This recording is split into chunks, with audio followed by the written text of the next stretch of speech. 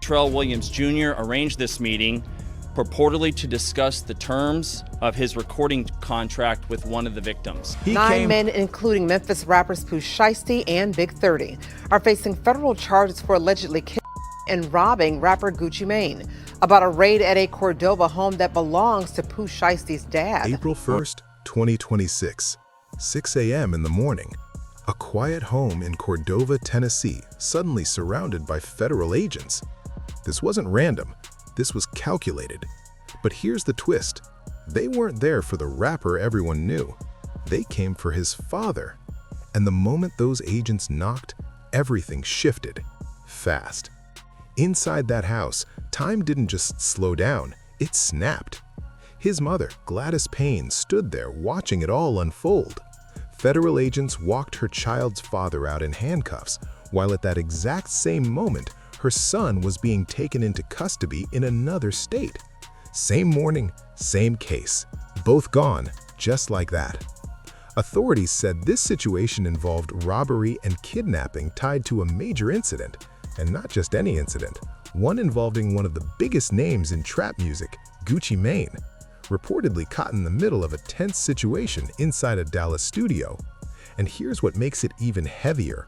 All of this was happening while her son was supposed to be on home detention, wearing a federal ankle monitor, just 6 months after getting back home. This wasn't just legal trouble. This was a full family storm. And new at 6, Memphis rapper Pooh Shiesty is out of federal prison. Court records show the Memphis native, whose real name is Lontrell Williams Jr., was released from a Pennsylvania facility after serving time for a gun charge in Florida. Williams was sentenced in 2022 to just over 5 years for conspiring to possess firearms tied to and violent crimes. His attorney confirmed the release, saying he's eager to return to the studio. And today, we're breaking it down from a different angle.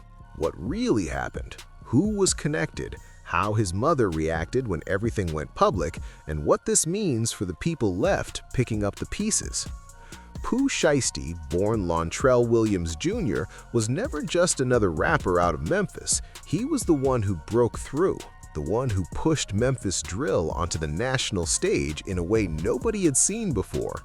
When his debut mixtape, Shiesty Season, dropped in 2021, it didn't just land, it climbed, all the way to number 12 on the Billboard charts. Number 12, with major features from Gucci Mane himself and Big 30, his day one, his brother from the city. The streets were behind him, the industry was backing him heavy, and his family? Solid.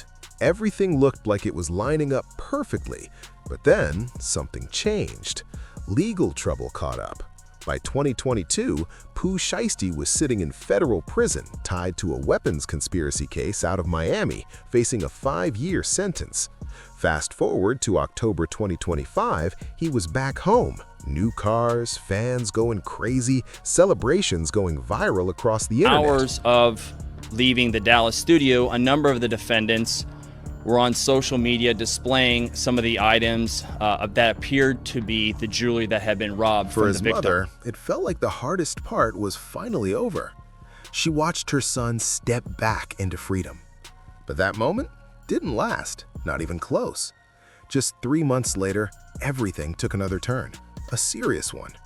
Reports say he walked into a recording studio in Dallas, Texas, with a group of 9 people, including his own father. And what happened next sent shockwaves through hip-hop, through Memphis, and straight into his family's world. At the center of it all, his mother, Gladys Payne, watching everything fall apart in real time. But to really understand how it got here, you have to go back, way back. Lontrell Williams Jr. grew up in Memphis, Tennessee, a city with its own sound, its own code, its own way of moving, different from anywhere else in the South. This is the same city that gave the world 3 6 Mafia, a place that built raw street music long before the rest of the country caught on. And through it all, his mother was right there, from day one, in his corner. When his music started gaining real momentum, things moved fast. Then came the moment that changed everything, the Gucci Mane cosign. That's when doors opened, and in 2020, 1017 Records reached Rapper out. Pooh Shiesty is facing prison time after pleading guilty to a gun charge in Miami federal court. The case against Lontrell Williams Jr. stems from 3 shootings during the past 2 years, 2 of them happening right here in Finally, it felt like everything the family worked for was paying off. His father, Lontrell Williams Sr., was present too. Close. Involved. But according to federal prosecutors, he may have been more involved than anyone realized. And that detail would come back later, in a major way. Then there's Rodney Wright Jr., Big 30, his brother from Memphis. They came up side by side, recording together, building their sound, building their name. When Shiesty season took off, Big 30 was right there. And even when Shiesty went away, Big 30 kept pushing forward.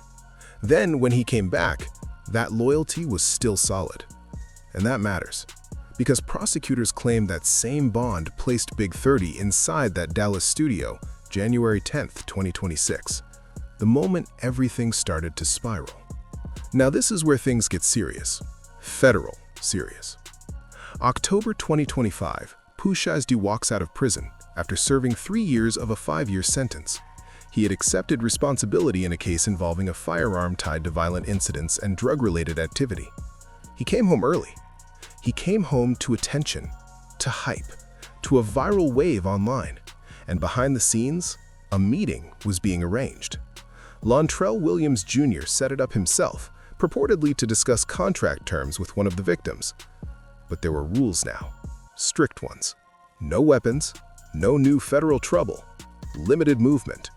Every step monitored closely. And yet, according to prosecutors, tension was building, not just outside, inside too. Issues with his record deal, still signed to Gucci Mane's 1017 Records, and reportedly he wasn't happy about it. Sources claim by 2024, most artists had been let go, but 2 remained, and Pooh Shiesty was one of them. That raised questions. Why him? Why keep him? Prosecutors believe that decision became a major frustration he couldn't move past, and that's where the story takes a turn.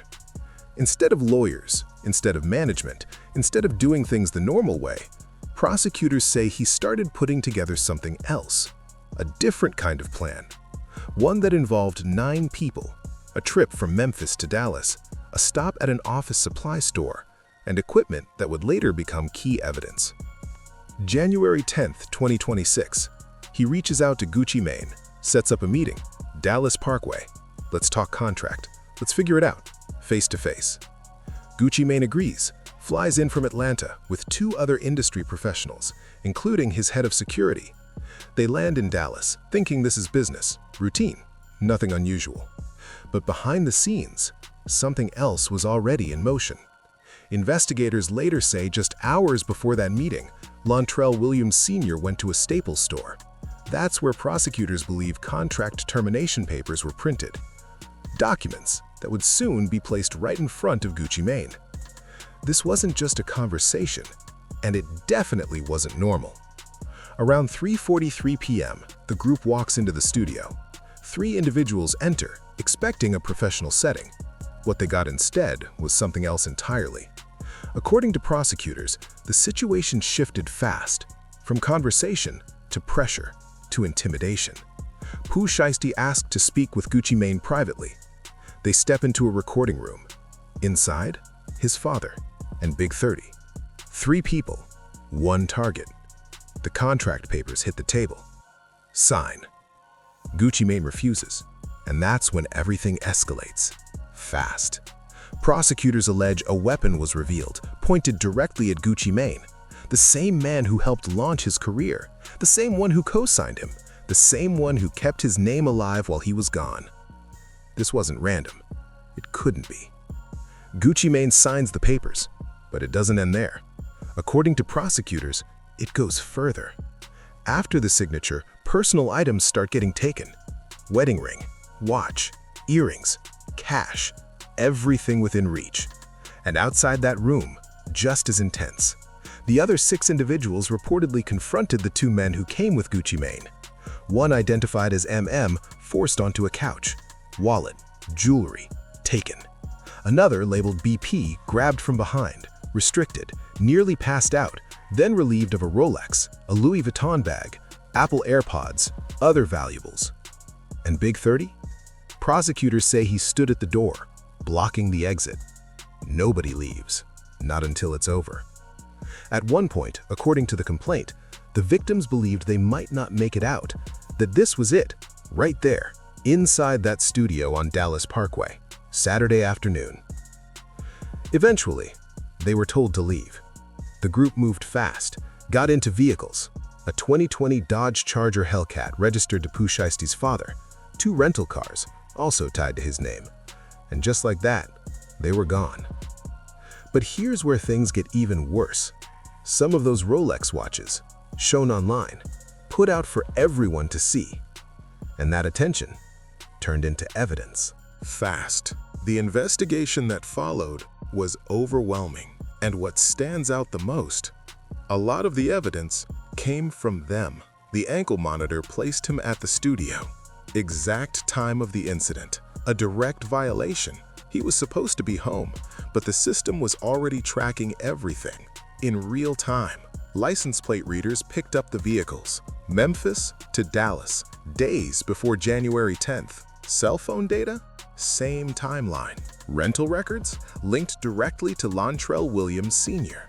Then came surveillance footage, studio cameras, nearby offices, Staples store, hotel stays. Every move captured. And it didn't stop there. Fingerprint evidence, red plastic cups left inside the studio, matched to multiple individuals involved. Then one small detail changed everything. An AirTag. Its last signal? A parking lot right next to an apartment building tied to Lontrell Williams Sr., the same place Pooh Shiesty had been staying.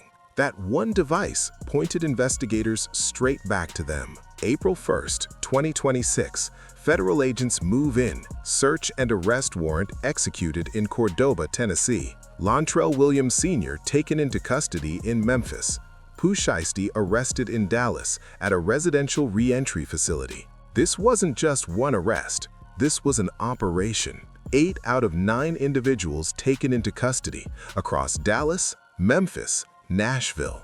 Coordinated, precise. The 9th? Terrence Rogers, the same one who posted that Rolex online. At the time of the Department of Justice announcement, he was still being searched for. But then, everything changed overnight. On April 2nd, it all went public. A 32-page criminal complaint was unsealed, and suddenly, what really happened inside that Dallas studio on January 10th was no longer hidden. It was out for everyone. And this is where things took a sharp turn online. Federal documents revealed something that instantly split the internet. The individuals involved, including R.D., Roderick Davis, known publicly as Gucci Mane, had spoken with investigators, not just briefly, in detail. He identified who confronted him, described what they were wearing, and explained exactly who walked into that studio. The original post? Deleted. But that didn't matter, because once it's online, it never really disappears. Screenshots spread fast. And just like that, the internet divided into 2 sides. The debate? Immediate. And it hasn't slowed down since. People started asking real questions. Was Gucci Mane wrong for cooperating after being the victim in a serious situation like that? Or does his past, his image, and the code he built his name on change how people see it? No middle ground, just loud, completely split opinions. Meanwhile, another voice stepped in. Big 30's lawyer, Arthur Horn.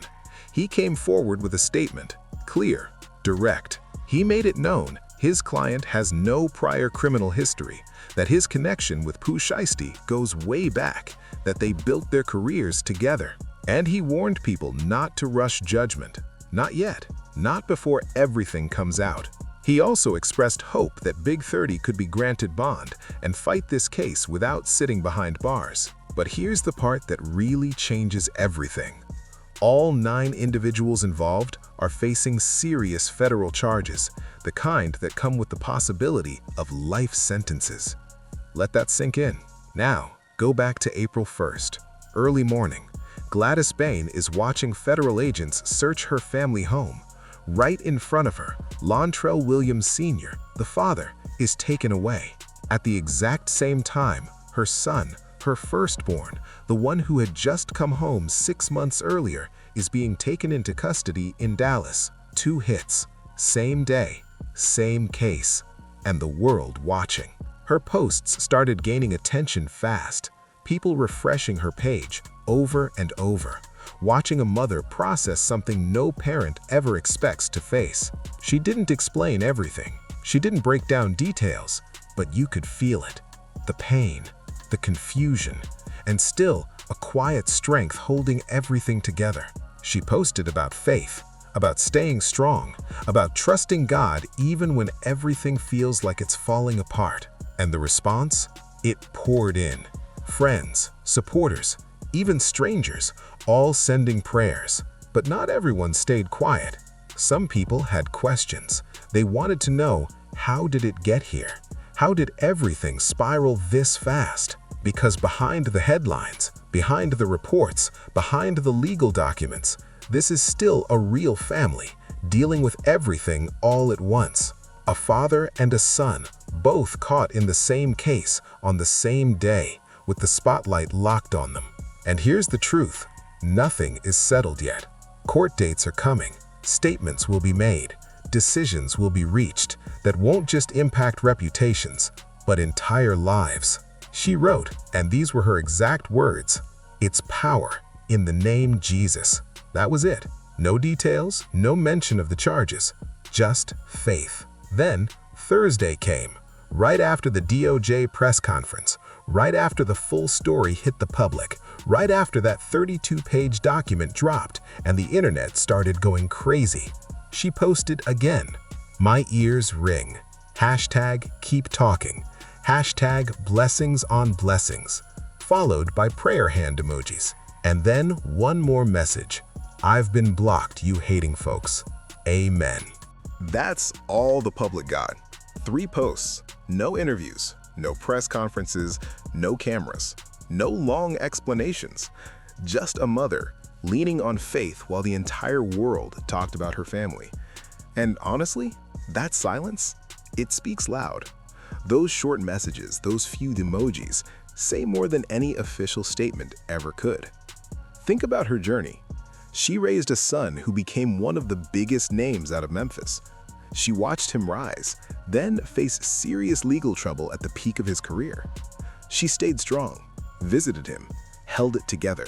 And finally, October 2025, he comes home. Celebration everywhere, support from the city. That moment felt like relief, like she could finally breathe again.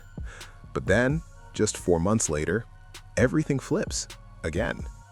Early morning, federal agents at the door, and now the father of her child is taken too.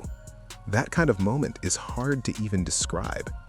And through all of it, she stayed quiet, stayed grounded in faith, showing strength while pushing back just enough against the noise. Meanwhile, SL Wood spoke out, and he didn't hold back.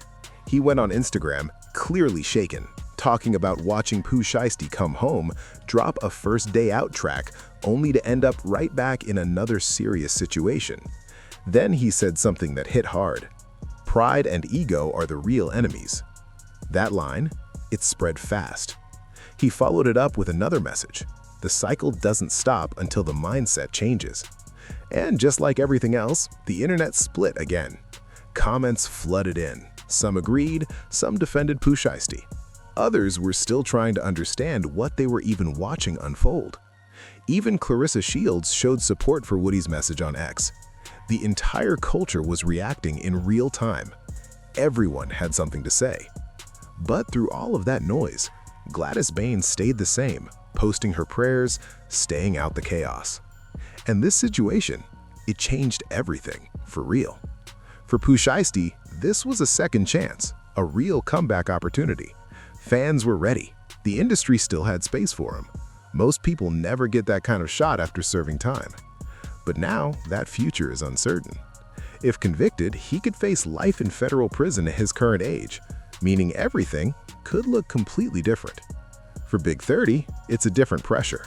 According to his lawyer, he wasn't leading this situation. No prior record, built his name through music, through consistency, through his own movement. But now, everything comes down to one case, one decision, and who he stood next to.